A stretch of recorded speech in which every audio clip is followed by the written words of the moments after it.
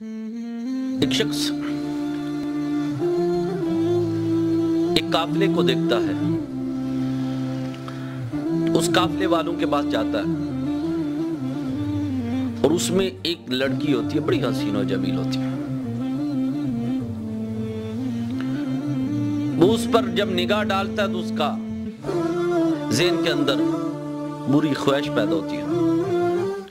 جب بری خواہش پیدا ہوتی ہے، وہ جا کر اس عورت سے اپنا اظہار کرتا ہے کہ میں تم سے بری خواہش لے کر تیرے پاس آیا ہوں۔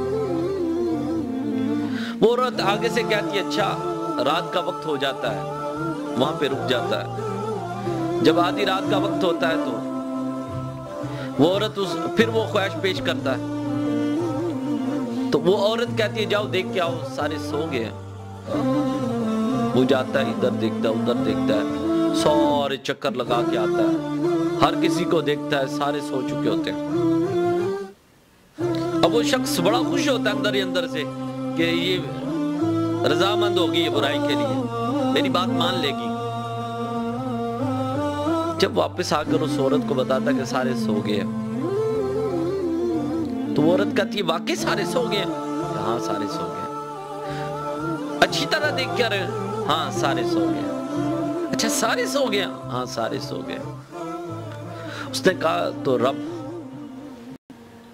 اللہ بھی سو گیا؟ میں کہا کیا بات کرتی ہو تم، اللہ کیسے سو سکتا ہے؟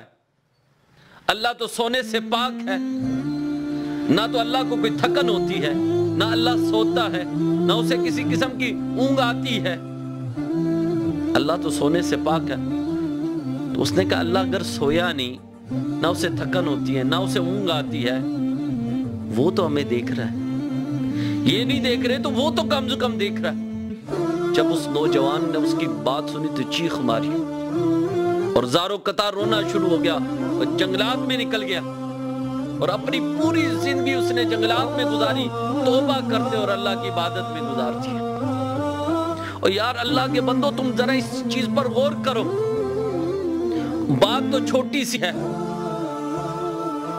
لیکن اس کے اندر دیکھو تو اسے کتنا مواد پڑا ہوا ہے کہ اللہ دیکھ رہا ہے۔ ہم ہر گناہ سے پہلے ذرا سوچے تو صحیح، گناہ کرنے سے اندر بیٹھ کر ہم کیوں کے اٹھتے ہیں؟ کوئی نہیں دیکھ رہا، اللہ تو دیکھ رہا ہے۔ شراب پی رہے ہیں، کوئی نہیں دیکھ رہا، اللہ تو دیکھ رہا ہے۔ غیبت جس کی کرے وہ موجود نہیں ہے، اللہ تو دیکھ رہا ہے۔ کم سے کم اتنا تو دیکھو، جب تم یہ ذہن کے اندر گمان کر لو گے اللہ دیکھ رہا ہے تو یہ برائیوں سے پیچھے ہو جاؤ گے۔ کل قیامت کے دن تمہیں کسی بندے کے سامنے حساب نہیں دینا پڑے گا بلکہ رب کے سامنے حساب دینا پڑے گا۔ دنیا سے تو اپنے آپ کو بچاتے پھرو گے، یار یہ نہ دیکھ لے، وہ نہ دیکھ لے، وہ نہ دیکھ لے، لیکن کل قیامت کے دن رب سے تمہیں کون بچائے گا؟ جو ذات تمہیں ہر وقت دیکھ رہی ہے، اور تمہارے دل کے اندر جو وسوسے بھی پیدا ہو رہے ہیں اللہ تو وہ بھی دیکھ رہا ہے۔ اللہ کے بندو ان گناہوں سے بچو، بس فقط یہی تصور کیا کرو اگر تمہیں کوئی گناہ کی طرف مائل بھی کرنے لگے تو فقط یہ دیکھا کرو میرا رب تو مجھے دیکھ رہا ہے۔ جب تم یہ سوچنا شروع کر دو اللہ تعالیٰ تمہیں اس گناہ سے محفوظ فرما لے گا۔